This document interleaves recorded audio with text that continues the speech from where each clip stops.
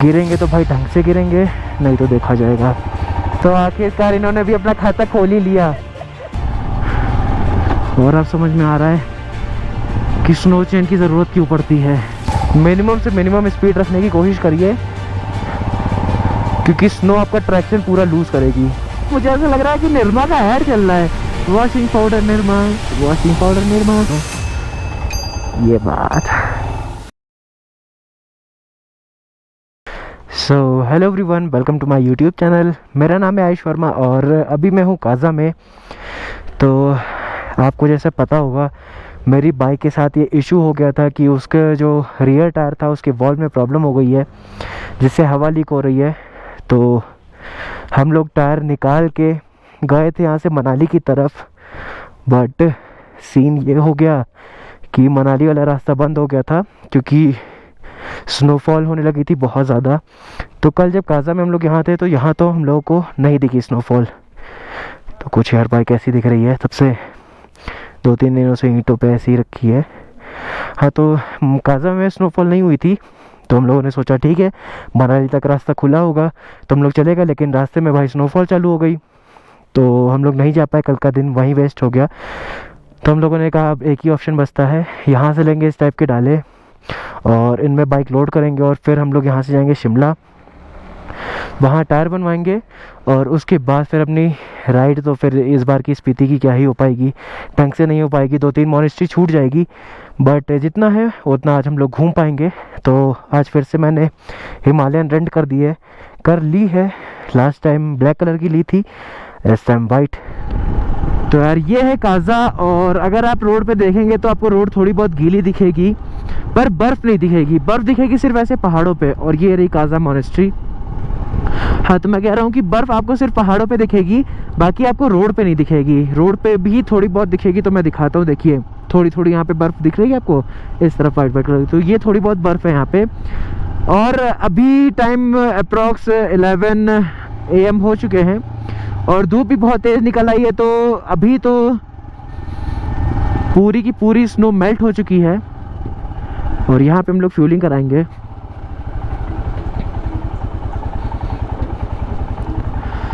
Okay, हाँ, तो मैं कह रहा था पूरी स्नो मेल्ट हो चुकी है। तो मैं कुछ क्लिप ऐड कर दूंगा, जो मैंने मॉर्निंग में एक शॉट लिया था तो वो मैं क्लिप ऐड कर दूंगा, तो उसमें देखिएगा तब आपको पता चलेगा कि कितनी बर्फ़ गिरी थी। तो अभी यहाँ से फ्यूलिंग करवाते हैं और आप वो क्लिप देखिए, फिर निकलते हैं यहाँ से। और यहाँ से रोड ख़राब है तो कि मॉनेस्ट्री अभी मैं शूट भी नहीं कर पाया हूँ। पता नहीं आज करूँगा या नहीं कर पाऊँगा, मुझे कोई आइडिया नहीं है।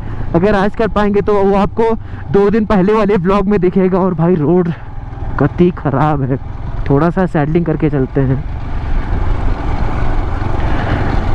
वो जैसे जैसे हाइट पे जा रहे हैं ना भाई, बर्फ़ दिखती जा रही है। और अच्छी चीज़ है भाई कि मैं अपनी आरआर लेके यहाँ नहीं आया। मेरा मन था आरआर ले, बट कोई बात नहीं, कभी आरआर भी लेके यहाँ पे आएंगे। और स्पीति ने जो चैलेंज किया है ना, मुझे धोखा दिया है भाई। आयुष्मान लोग तो उधर निकल गए, उधर जाना ही नहीं था, कॉमिक का रास्ता ये था। पीछे देखो, पीछे पीछे तो देखो। तो ये जो आपको गीली मिट्टी यहाँ पे दिख रही है ना, ऐसे ही होती है ब्लैक आइस। आपको लगेगा कि भाई ये क्या है, आराम से निकाल लेंगे। ये चीज़ मैंने पहली बार फील की थी जब मेरा फ्रेंड मनाली में गिरा था, तब पता चला कि भाई ब्लैक आइस होती क्या है। तब मैंने सबसे पूछा भाई ये है क्या चीज़। तो और मनाली जाते समय नहीं, मनाली से वापस आते समय तब पता चला कि भाई ये होता है ब्लैक आइस।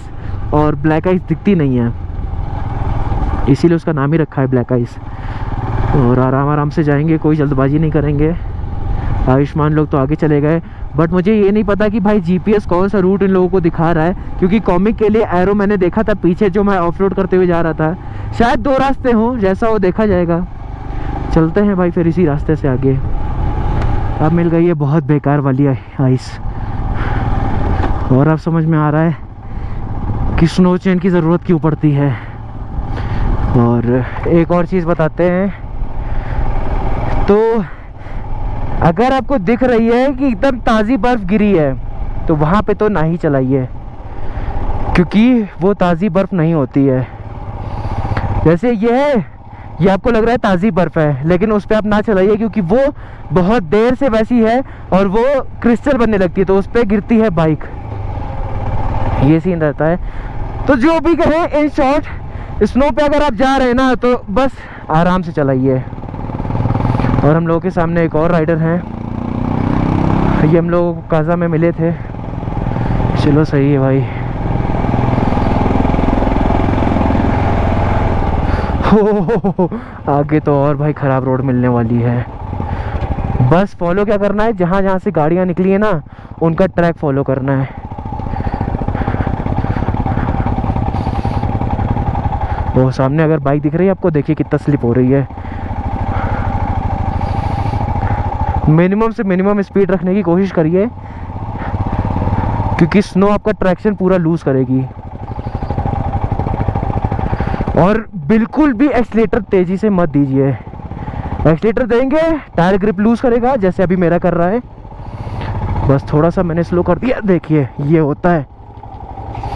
तो वहाँ पे मुझे एक स्टैचू दिख रहा है लॉर्ड बुद्धा का, शायद हम लोगों को वहीं जाना है।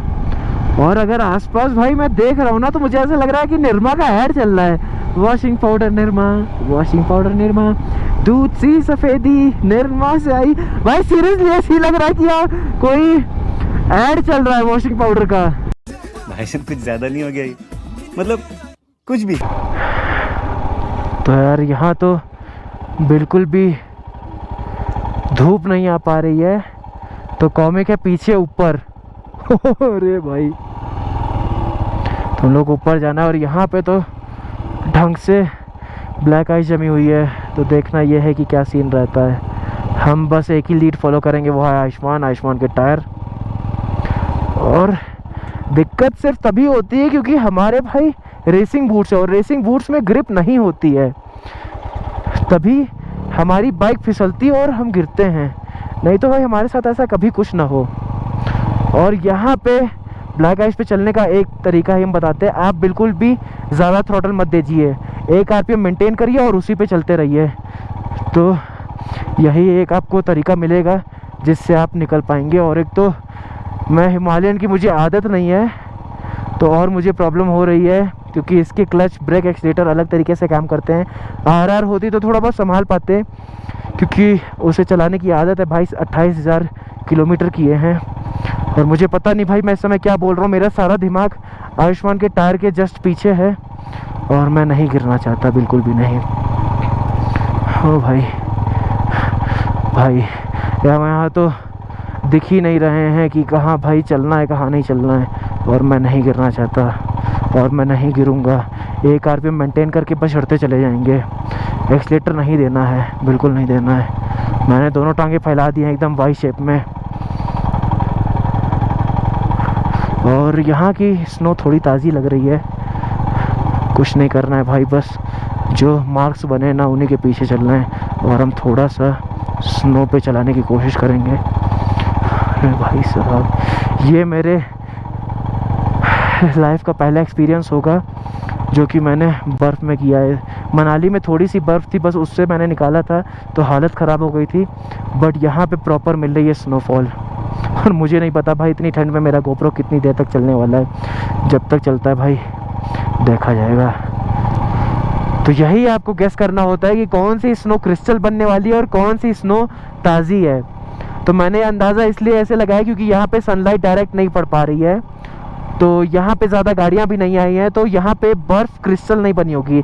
और टेम्परेचर भी देख के मैंने अंदाज़ा लगाया कि टेम्परेचर बहुत कम है, तो ये क्रिस्टल नहीं बन पाई होगी। ये एकदम सॉफ्ट आइस होगी जैसा कि आयुष्मान टायर से उड़ा रहा है। इसीलिए यहाँ पे मुझे ग्रिप मिल पा रही है, इसीलिए मैं पैर ऊपर करके चला पा रहा हूँ। और जहाँ पे धूप होती है और जहाँ पे किसी के टायर से इस तरीके से स्नो नहीं उड़ती है, तो समझ लीजिए वहाँ पे क्रिस्टल आइस है या फिर ब्लैक आइस है, तो वहाँ पे आपको प्रॉब्लम हो सकती है। इसीलिए मैं अभी एकदम आइस के ऊपर ही चला रहा हूँ। आ गए फिर से टारमैक पे। ओ भाई,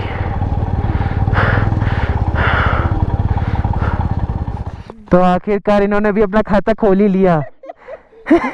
यार, अपने सेकंड गियर में गाड़ी लगी हुई। क्यों लगा सेकंड गियर में गाड़ी? पता है हम क्यों गिर रहे हैं? मतलब गिर क्या रहे हैं इतना ऐसे बता रहे जैसे कि हम 10 बार गिर चुके हैं। हम क्यों कहीं स्लिप होते हैं? क्योंकि हमारे पास रेसिंग बूट्स हैं, इनके नीचे ग्रिप नहीं है, वरना हमें कोई दिक्कत ना हो। हमारे पास टूरिंग बूट्स होते ना तो हम कहीं, मेरे साथ कोई दिक्कत ना होती। तो कैसा एक्सपीरियंस रहा आपका कॉमिक आने का? सो यार फाइनली पहुंच चुके कॉमिक, और यहाँ पे लिखा है comic highest motorable village in the world, जो है 15,050 फीट वहाँ पे अगर देखेंगे फ्रॉम द सी लेवल, और अगर सामने देखेंगे तो वहाँ पे है कॉमिक विलेज। भाई एकदम अलग सी फीलिंग आ रही है। और आयुष्मान लोग तो इतना जल्दी भाग गए थे यहाँ पे, तो पूरा मज़ा मिस कर दिए पीछे बोर्ड का। तो एक बार यहाँ पे दिखाते हैं पाठशाला। ओके ये स्कूल है यहाँ पे, तो पूरा एक चक्कर लगा के आते कि ये है क्या। ओके तो ये कैफ़े है, और कैफ़े पे लिखा है वर्ल्ड हाईएस्ट रेस्टोरेंट कॉमिक। तो यहाँ पे लिखा है वर्ल्ड हाईएस्ट रेस्टोरेंट कॉमिक, जो कि है वर्ल्ड का हाईएस्ट यहाँ पे रेस्टोरेंट है कॉमिक में। और यहाँ ये मॉनेस्ट्री है, और अब देखते हैं चल के कि कहाँ पे है अपना पोस्ट ऑफिस। ओके पूरा चक्कर ही लगा लेते हैं, देखते हैं कि क्या क्या है यहाँ पे। ओके सो इधर कुछ ऐसा खास नहीं है, वापस चलते हैं।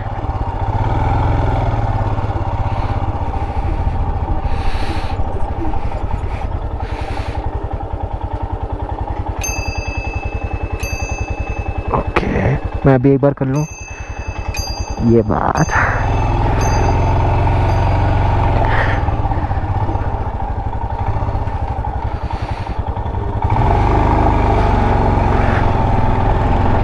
तो अभी हम लोग यही वर्ल्ड हाईएस्ट रेस्टोरेंट में खाना विदा खाएंगे, और यहाँ पे भी बोर्ड लिखा है जो कह रहा है world highest village in the world, connected with motorable road village, comic population है 114 कैपिटा, और एल्टीट्यूड है 4,587 मीटर।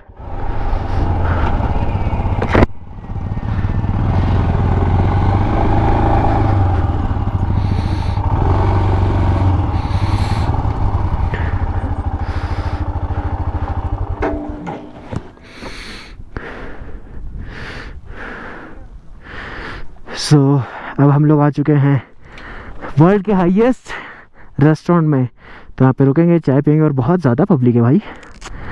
चलिए देखते हैं जगह, खाते पीते फिर निकलते हैं वर्ल्ड के हाईएस्ट पोस्ट ऑफिस देखने। 1 hour later. सो ये रहा वर्ल्ड का हाईएस्ट रेस्टोरेंट जो कि कॉमिक में पड़ता है। तो यहाँ पे हम लोगों ने खाना खाया, खाना क्या खाया मतलब मोमोज वगैरह खाए, काफ़ी इन्जॉय किया, काफ़ी ठंड भी है। और एक चीज़ मैं बताना चाहूँगा आपको, अगर आप यहाँ पे आ रहे हैं ना तो अच्छा खासा टाइम लेके आइए, क्योंकि बहुत ज़्यादा भीड़ भाड़ यहाँ पे हो जाती है, तो आपका ऑर्डर लगने में ही कम से कम 1 से 1.5 घंटा लग सकता है। तो ये सारी चीज़ें हैं, बाकी यहाँ मॉनेस्ट्री भी है, आप वो भी देख सकते हैं। तो अब निकलते हैं यहाँ से पोस्ट ऑफिस की तरफ, और आइडिया नहीं है, कुछ ऊपर जाके ही कहीं होगा, चलते हैं। सो यार टाइम हो रहा है 3:29 PM, और धीरे धीरे ठंड भी बढ़ रही है। और ठंड तो सुबह भी थी, और अभी भी देखिए स्नो नहीं मेल्ट हो पाई है। तो ठंड तो यार सुबह से भी थी, और लेकिन अब धीरे धीरे शाम हो रही थी, अब ठंड और ज़्यादा बढ़ रही है। मुझे लग रहा है आज काजा में स्नोफॉल फिर दोबारा हो जाएगी। तो अब हम लोग जा रहे हैं वर्ल्ड के हाईएस्ट पोस्ट ऑफिस में। और यार इतनी ठंड है ना, तो गोप्रो भी बार बार बंद हो रहा है, तो मुझे नहीं पता ये कब तक चलेगा। और सबसे पहले मैं लोगों को आगे कर दूं, क्योंकि मैंने GPS नहीं लगाया है। और फिर चलते हैं पोस्ट ऑफिस। ओके तो ये रास्ता है पोस्ट ऑफिस तक जाने का, थोड़ा सा ऑफ रोड है, तो हम सैडलिंग करने वाले हैं, यहाँ पे चलेंगे प्यार से। मुझे टेंशन हो रही है यहाँ पे आयुष्मान की। आयुष्मान है पिलियन के साथ, और रोड ख़राब है। हम दोनों के पास तो हिमालयन है, बट जो भी है देखते हैं। फ़िलहाल एक चीज़ अच्छी कि यहाँ पे स्नो नहीं है। हाँ भाई, स्नो का नाम दिया, स्नो भी मिल गई।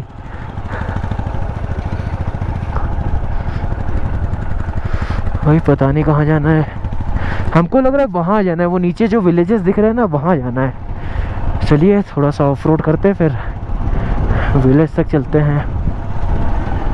सो भाई अगर आप लोग पोस्ट ऑफिस जा रहे हैं ना तो रास्ता ज़रा देख लीजिए, मुझे बाइक सैडलिंग करते हुए जाना पड़ रहा है। और ये अगर लेफ़्ट साइड में आपको पूरा विलेज दिख रहा है तो मैं बता दूं ये हिक्किम है, और यहीं पे है वर्ल्ड का हाईएस्ट पोस्ट ऑफिस। तो हम लोग वहीं जा रहे हैं। रोड की बत्ती बुझी पड़ी है, बहुत प्यार से जा रहे हैं, और आगे कुछ गाड़ियां दिख रही हैं और बहुत बड़ा सा लाल लाल सा कुछ दिख रहा है। मुझे लग रहा है वही है पोस्ट ऑफिस। हम लोग को दिख तो गया, लेकिन वो पोस्ट ऑफिस के हिसाब से बहुत ज़्यादा चौड़ा है। अब वो जाके ही देखना पड़ेगा कि भाई वो है क्या चीज़। तो फिर से मैं सबसे आगे आ गया हूँ। हिमालयन है तो भाई कुदाते फंदाते लेके चल पा रहे हैं। हम सोच रहे हैं आरआर होती तो क्या होता भाई हमारा, लेकिन लेके तो मैं फिर भी जाता। बस ये सीन है, जहाँ 1 घंटा लगता वहाँ 1.5 घंटा लगता। ओके, तो उधर पोस्ट ऑफिस है, और यहाँ पे पोस्ट कार्ड लेने होते हैं। कितने भी आप ले सकते हैं, 2 3 4 5। फिर यहाँ पे आप फिल करके आराम से डाल सकते हैं। वर्ल्ड के हाईएस्ट पोस्ट बॉक्स में कई सारे लोग डाल भी रहे हैं, तो हम लोग पीछे क्यों रहे हैं, लेते हैं डालते हैं। सो यार मैंने बिल्कुल भी ये इमेजिन नहीं किया था कि ये इतना बड़ा हो सकता है। मुझे लगा था ये इतना छोटा सा होगा, एकदम छोटा सा, जिसके अंदर लेटर्स डाले जाते थे। तो यहाँ आने के बाद पता चला ये पूरा पोस्ट ऑफिस है। और यहाँ पे क्या है, इसके अंदर जाना होता है, और ये एकदम जैसे नहीं लेटर बॉक्स होता है उसके तरीके से ये एक ऑफिस बना हुआ है। इसके अंदर जाना है और फिर आपको लेटर डालना है। तो कुछ ये सीन है, अभी ऊपर जाते हैं फिर पूरा दिखाते हैं। सो भाई फाइनली 3 पोस्ट लेटर्स मैं पोस्ट ऑफिस में डालने जा रहा हूँ। एक मैं घर के लिए, एक मेरा फ्रेंड, और दूसरा भी मेरा फ्रेंड ही है। तो इन दोनों को मैं डालने जा रहा हूँ, और वीडियो बनाना तो भाई बनता है यहाँ से। ओके, और तो नहीं बचा हुआ है कोई, बहुत जल्दी करो, बोलो 4 बज गए, छुट्टी। तो भाई ये गया पहला, चले जाओ। ये रहा दूसरा, चले जाओ। And this is the third one, आखिरी। और ये है वर्ल्ड का हाईएस्ट पोस्ट ऑफिस।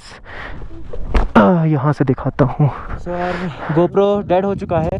तो ये है वर्ल्ड का हाईएस्ट पोस्ट ऑफिस, और यहाँ पे कुछ चीज़ें लिखी दिखा देते हैं। तो वेलकम टू हिक्किम में हम लोग हैं, the highest post office in the world. तो यहाँ पे मैंने 3 लेटर्स डाल दिए हैं। ऊंचाई है फीट में 14,567 फीट, इन मीटर से 4,440 मीटर्स।